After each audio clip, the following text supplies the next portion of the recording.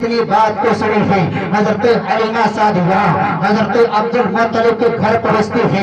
حضرت عبد المطلب حضرت آمینہ استقبال کرتے ہیں, اندر بلاتے ہیں, بٹھاتے ہیں.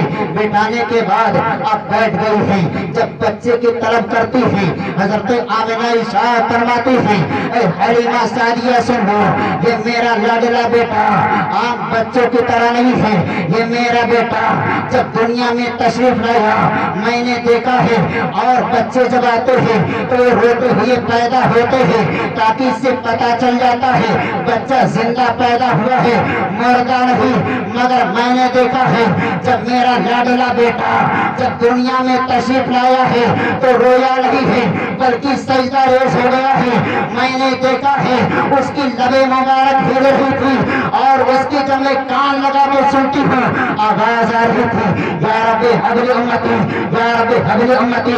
اے حلیمہ سعدیہ میرا بیٹا عام بچوں کی طرح نہیں ہے. میرا بیٹا میں نے دیکھا ہے کہ جب میرا بیٹا دنیا میں تشریف لا رہا تھا میں نے دیکھا ہے میرے آنکھ سے پردے کو ہٹا دیا گیا ہے. میں نے دیکھا ہے مشرق میں جھنڈا لگا ہے, مغرب میں جھنڈا لگا ہے, خانے کعبہ کے اوپر جھنڈا لگا ہے. اے حلیمہ سعدیہ میرا بیٹا عام بچوں کی طرح نہیں ہے. یہ میرا بیٹا ایک مرتبہ میں اپنی گود میں لے ہوئی تھی, اچانک سے آسمان کا ٹکڑا, آسمان کا بادل کا ٹکڑا میرے گود میں آتا ہے, میرے بچے کو آسمان پر لے کر کے چلا جاتا ہے. اور میں نے آواز سنی ہے کہ آخری نبی ہے, نبی آخر الزمان ہے, ان کی چاروں طرف سیر کرا دو, مشرق اور مغرب کی سیر کرا دو. اللہ اکبر. حضرت حلیمہ سعدیہ ارشاد فرماتی ہے اے آمینہ میں مانتی ہوں آپ کا بیٹا آپ کا لخت جگر آپ بچوں کی طرح نہیں ہے, مگر وقت ہو چکا ہے, میں اجازت چاہتی ہوں, مجھے جانا ہے. حضرت حلیمہ نبی کو اپنی گود میں لیتی ہے. لینے کے بعد مگر حضرت حلیمہ کو پتا نہیں ہے یہ کون ہے. کائنات کے انبیاء ہیں, پورے صدقے میں رب کائنات نے جن کے صدقے میں پوری کائنات کو بنایا ہے, زمین کو بنایا ہے, آسمان کو بنایا ہے, یہ وہ ہے مگر پتا نہیں ہے. اب لیتی ہے, لینے کے بعد آپ گئی ہے اسی خنجر ہے جو چلنے کی طاقت نہیں ہے, اٹھنے کی قوت نہیں ہے. جیسے پشت پر سوار ہوتی ہے وہی گجر اٹھ کر کے کھڑا ہو جاتا ہے اور شکم شیر ہو جاتا ہے, چلنا شروع کر دیتا ہے. حضرت حلیمہ سعدیہ سوچتی ہے اے حلیمہ تو اتنی مالدار نہیں ہے, تو اتنی پیسے والی نہیں ہے, تو جیسے تیسے کر کے مکے تو آ گئی ہے, مگر چل مکہ میں خانے کعبہ ہے اس میں حجر اسود ہے, چل اس کو چوم لے اور اس کے بوسہ گاہ پر بوسہ دے اور اس کے ماتھا چوم لے اور اس کے بعد چل.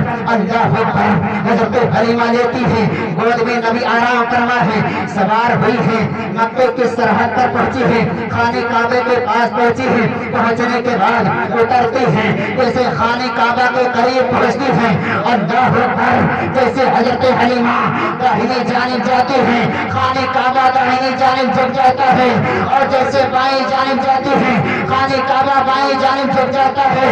اسی طریقے سے چاروں طرف جھکتا ہوا جتنے حاجی ہیں دیکھ کر کے پریشان ہو جاتے ہیں, دوڑتے ہوئے آتے ہیں, عرض کرتے ہیں اے خاتون جنت ذرا یہ بتا تیرا نام کیا ہے, تیرا بایو ڈاٹا کیا ہے, تو آئی کہاں سے ہے. حضرت حلیمہ سعدیہ ارشاد فرماتی ہے تم نام سے کیا مطلب ہے, بایو ڈاٹا سے کیا مطلب ہے. لوگ فرماتے ہیں حاجی کہتے ہیں اے حلیمہ اے خاتون جنت سن لے, میں نے دنیا کے سارے لوگوں کو دیکھا ہے حاجی حج کرنے آتے ہیں اس خانے کعبہ کے آگے جھکتے ہیں, مگر تو واحد خاتون ہے جس کے آگے خانے کعبہ جھک رہا ہے. اللہ اکبر.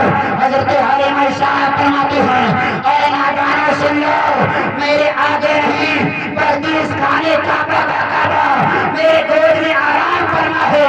اسی کی تعظیم کے لیے اسی کی تعظیم کے لیے خانے کعبہ جھک رہا ہے. سرکار اعلیٰ حضرت ارشاد فرماتے ہیں حجیو آؤ شہنشاہ کا روضہ دیکھو, کعبہ تو دیکھ چکے, کعبے کا